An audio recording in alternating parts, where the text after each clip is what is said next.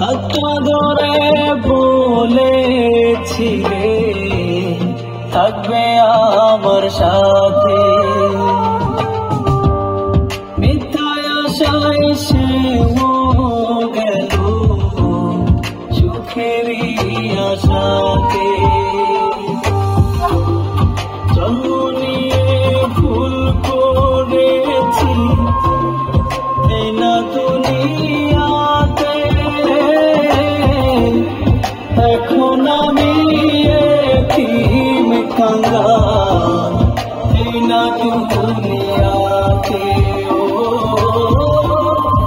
এখন আমি এতিম কাঙ্গাল এই না দুনিয়াতে।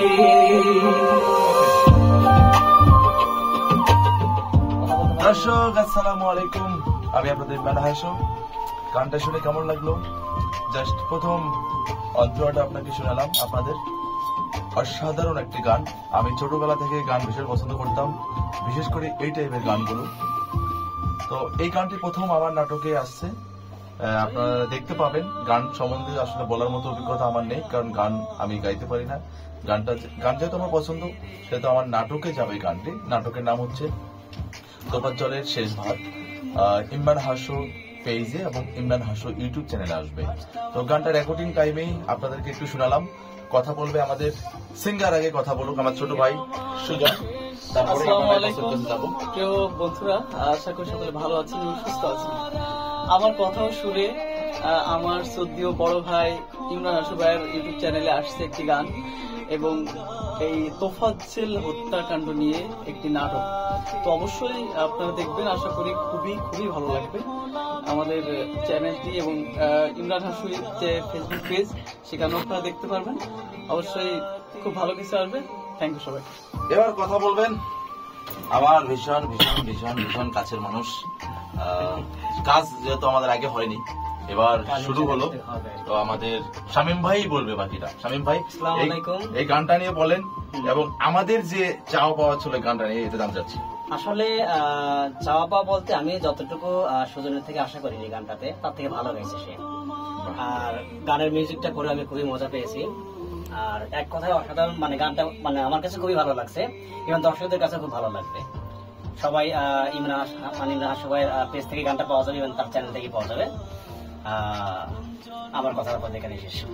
গানটা ভালো লাগবে, সবাই আমাদের সাথেই থাকবেন, নাটকটা দেখবেন। খলিলুর রহমান কচি ভাই পরিচালিত নাটকের নাম হচ্ছে তোফাজ্জলের শেষ ভাগ। বাস্তব কাহিনী নিয়ে যে আমরা করার চেষ্টা করেছি, জানি না কতটুকু ভালো হবে, তবে আশা করি ভালো লাগবে আপনাদের। ইমরান ভাই, কাজটা করতে যে আপনার কেমন লাগছে? কাজটা করতে গিয়ে আসলে কতটা কষ্ট সেটা আমার ডিরেক্টর বলতে পারবেন, এবং আমার সেটে যারা তারা জানেন যে আমার পুরো শরীরে কত মারের দাগ। হয়তো ওই সময় মনে হয়নি, কিন্তু আমি পরের দিন ঘুম থেকে উঠতে পারিনি।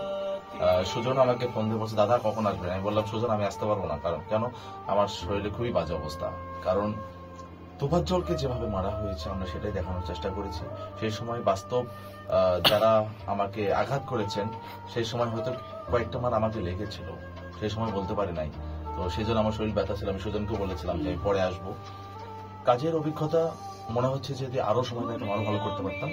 তবে আমার ডিরেক্টর চেষ্টা করেছেন সম্পূর্ণ নেওয়ার, আশা করি ভালো হবে। আমার টিমের সবাই কষ্ট করেছেন, সবার প্রতি আমি কৃতজ্ঞতা প্রকাশ করছি। আচ্ছা, হঠাৎ করে সবকিছু কাজের একটা গোছানোতে প্ল্যান পরিকল্পনা থাকে, কিন্তু আপনার এই কাজে আমার জানার মতে কোনো প্ল্যান পরিকল্পনা নেই। রাত 12টার পরে জানা যায় যে আপনি কাজে যাচ্ছেন, তো রাত 12টার পরে যে পরের দিন সকাল 8টায় যে শুটিং শুরু করা, মানে এই পরিকল্পনাটা কেন?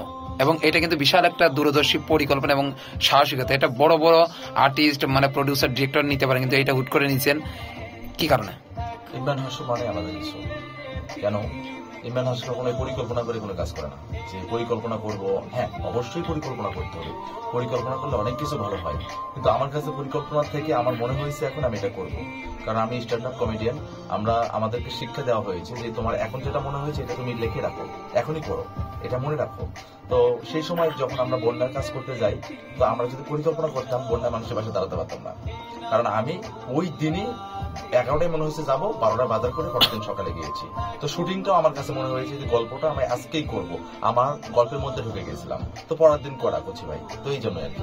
আরেকটা প্রশ্ন, আপনার সাথে অনেক ছোট বড় নায়ক নায়িকা বা অনেক অভিনেতা অভিনেত্রীদের সাথে পরিচয় আছে বা অনেক ডিওপি, আমরা দেখতে পাচ্ছি যে এখানে নতুনদের অনেক সুযোগ দিয়েছেন, অনেক মানে নতুন বলতে একদম নতুন না, কিন্তু আপনি হাতের কাছে যাকে পেয়েছেন এইটার কারণটা কি? আপনি ইচ্ছা করলে বড় কাউকে, আপনার প্রতিষ্ঠিত কাউকে আনতে পারতেন, আপনার এক ফোনে আসতো, সেটা আমরা জানি, কিন্তু এইটা নেওয়ার কারণটা কি?